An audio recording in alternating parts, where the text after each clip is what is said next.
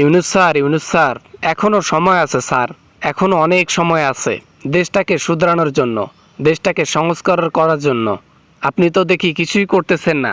আরে ভাই, দেশ তো সংস্কারের কাজ চলতেছে। এটা তো আর এমনিতেই একটা ছোটো মোটো কাজ না যে এই ধরলাম এ হয়ে গেল। সময় লাগবে রে ভাই, একটু সময়।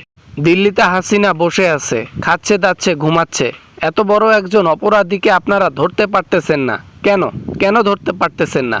ওকে আইনের আয়ত্তায় আনুন। বর্তমান সে মোদির আশ্রয়ে আছে, যেখানে গিয়ে আইন হাতে পাবে না। কেননা মোদির কখনোই ওকে ছাড়বে না, আর মোদি ওকে গোপন স্থানে রাখছে, খুঁজেও পাবো না। আরে বড় বড় এজেন্সিকে এই দায়িত্ব দিলেই তো তারা খুঁজে বের করে।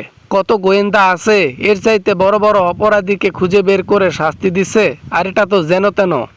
ওকে আইনের আয়ত্তায় আনার জন্য দ্রুত কাজ চলতেছে, খুব দ্রুতই ধরা হবে ওকে, কোনো সমস্যা নেই।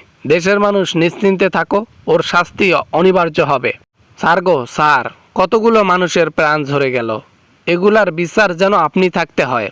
আপনি যদি ক্ষমতা ছাড়েন এ বিচার আর কখনোই হবে না, তাই আপনি থাকতেই করান।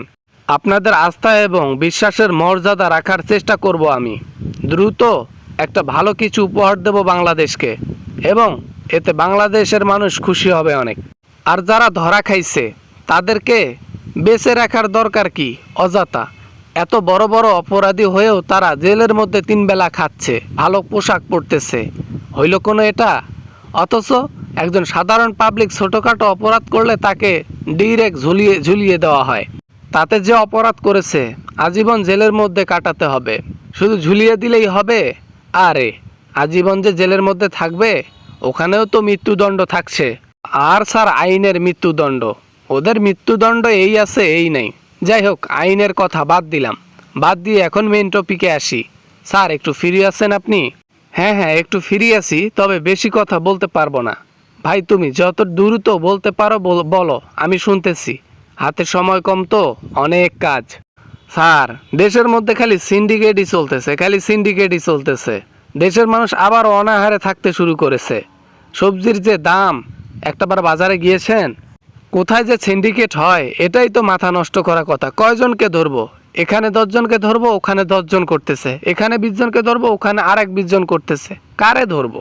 এখন যদি আইনের লোক অথবা সরকারি এই কথা বলে, জনগণ তো বিপদে থাকবে। এভাবে জিনিসের দাম পরপরে বাড়লে কেমনে কি? বেগুনের কেজি 80 টাকা, আলুর কেজি 35 টাকা, পেঁয়াজের কেজি 70 টাকা, মরিচের কেজি 120 টাকা।